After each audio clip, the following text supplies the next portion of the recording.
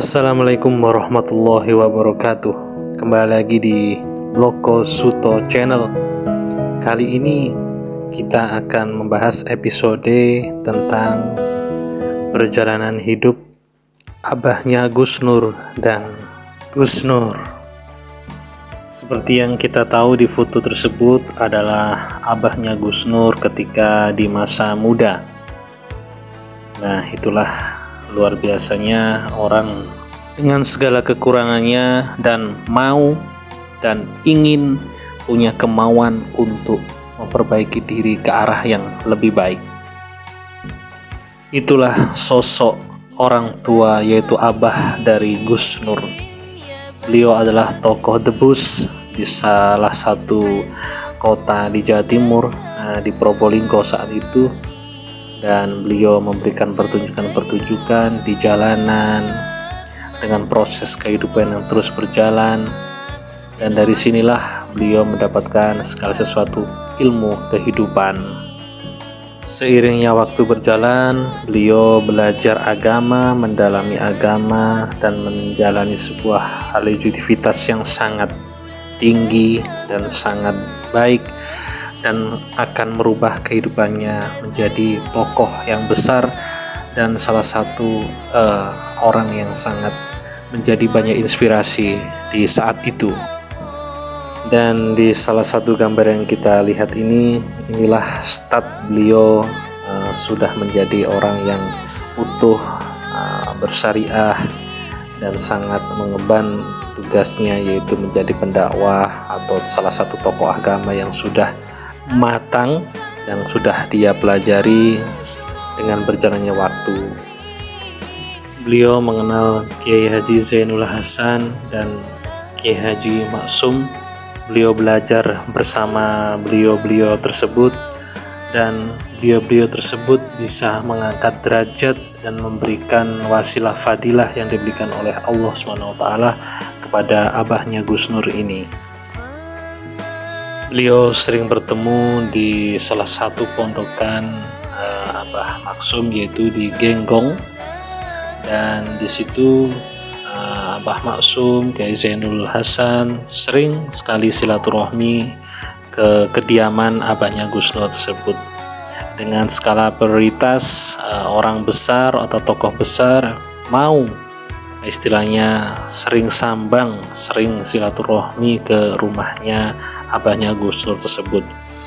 Dan usut punya usut, ternyata abahnya Gus Nur ini sangatlah disayangi oleh kedua tokoh agama tersebut, yaitu Kiai Haji Zainul Hasan dan Abah Maksum atau Kiai Haji Maksum yang mempunyai pondok di Genggong, Probolinggo. Dengan berjalannya waktu dan roda berputar terus, akhirnya alhamdulillah abahnya Gus Nur sering dipercaya oleh orang dan sering disowani dan disilaturahmai oleh banyak-banyak tokoh. Lebih-lebihnya beliau sangat mengagumi prinsip-prinsip yang dimiliki oleh abahnya Gus Nur tersebut. Dan inilah gambar abahnya Gus Nur bersama Kiai Hasan Mutawakil Allah ketika beliau berkunjung ke kediamannya abahnya Gus Nur. Inilah salah satu buktinya. Dan beliau saat itu diberikan sebuah ijazah untuk berdakwah oleh Kiai Haji Hasan. Dan dari situlah abahnya Gus Nur akhirnya dipanggil dengan istilah Gus, yang notabene yaitu orang yang mempunyai istilahnya keistimewaan dan mempunyai hal-hal yang menunjukkan kebaikan. Itulah awal mulanya beliau dipanggil Gus, atau kalau umumnya saat ini yaitu Ustadz lah, seperti itu teman-teman. Dan seperti di gambar tersebut, abahnya Gus Nur sudah mulai berdakwah keliling ke daerah-daerah dan memenuhi undangan-undangan yang menunjukkan bahwa beliau sangat dihormati di zamannya saat itu. Dulu itu kalau abahnya Gus Nur berceramah itu istilahnya bersama Kiai Haji Hasan dan Kiai Haji Maksum, ada panitia menambahkan pertunjukan debus. Nah, debus itu yang dibawakan oleh Gus Nur saat itu, yang masih muda waktu itu Gus Nur ya. Dan itu untuk apa? Yaitu untuk alasannya atau esensinya untuk menghibur masyarakat, untuk memulihkan ekonomi masyarakat, supaya masyarakat tidak bosan dan juga lingkungan menjadi rukun dan damai, serta kegotong royongan yang sangat masif. Waktu itu debus sangat digemari, dan ketika ada pengajian yang notabene banyak masyarakat yang berdatangan karena adanya pengajian plus pertunjukan debus. Jadi mereka tidak bosan untuk datang melihat sebuah wasilah pengajian. Disinilah sepak terjang Gus Nur mulai diasah dan mulai beliau dikenal oleh masyarakat. Beliau selaku Gus Nur muda waktu itu sudah keliling bersama abahnya untuk memberikan hiburan dan sebuah norma-norma positif kepada masyarakat yang akhirnya membuat Gus Dur dan abahnya dikenal oleh masyarakat umum.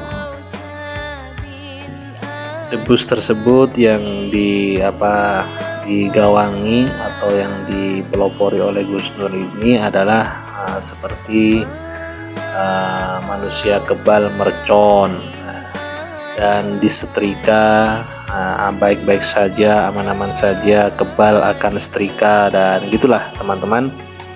Dan juga debus digawangi oleh Gus Dur ini seperti Gus Dur masuk ke air yang mendidih, seperti di gambar tersebut teman-teman.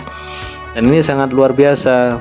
Sebelum pengajian atau istilahnya ada penghiburan ini bisa membuat masyarakat menjadi terhibur dan baik-baik saja.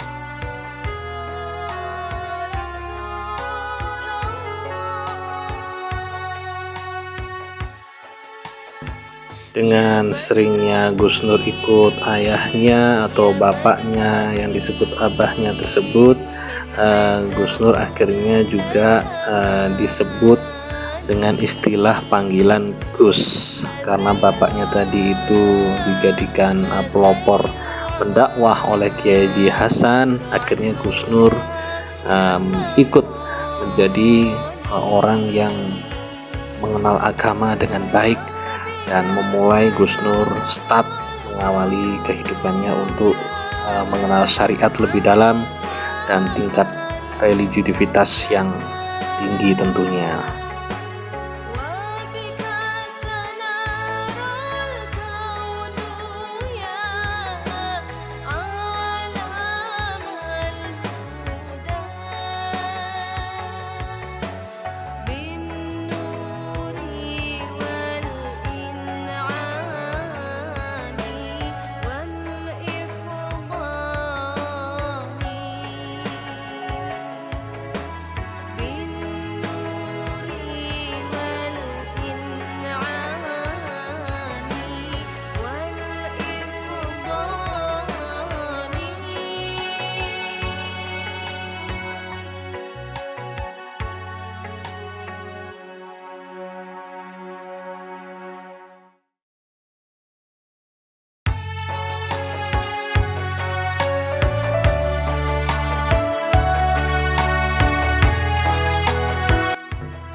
Dan inilah foto tersebut, momen ketika pembukaan Pagar Nusa pertama kali tahun 1989, yang dihadiri oleh Rhoma Irama dan Gus Nur selaku debus ya waktu itu.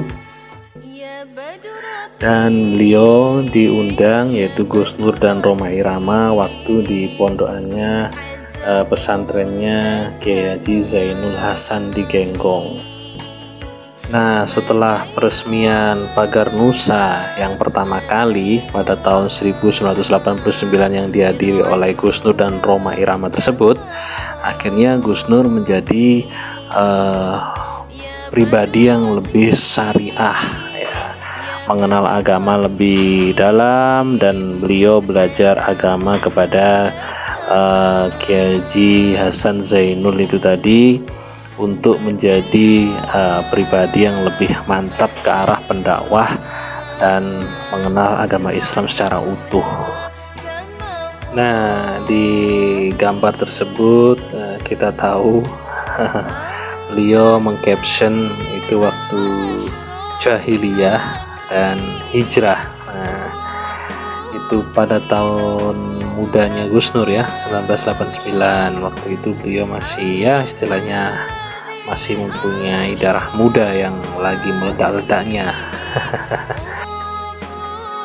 Dan untuk gambar tersebut, inilah termasuk tersiratnya hubungan yang sangat dekat, yaitu antara Mbah Nun dan Gus Nur, yang notabene seperti murid dan guru tentunya. Alhamdulillah, Gus Nur juga sangat banyak belajar kepada Mbah Nun, dan Mbah Nun memberikan juga tematik-tematik yang luar biasa kepada Gus Nur, yang akhirnya bisa membuat Gus Nur sampai saat ini menjadi orang yang sangat berdaulat. Dan alhamdulillah sekarang keistiqomahannya Gus Nur bisa kita dapati, bisa kita lihat sepak terjangnya sampai saat ini. Itu adalah bentuk salah satu wasilah yang diberikan oleh Allah SWT, yang menjadikan Mbah Nun adalah guru dari Gus Nur sampai saat ini. Dan Gus Nur juga seorang penulis, dan bukunya juga laris di pasaran, dan buku tersebut sangat banyak sekali menginspirasi banyak orang yang sudah membaca buku tersebut.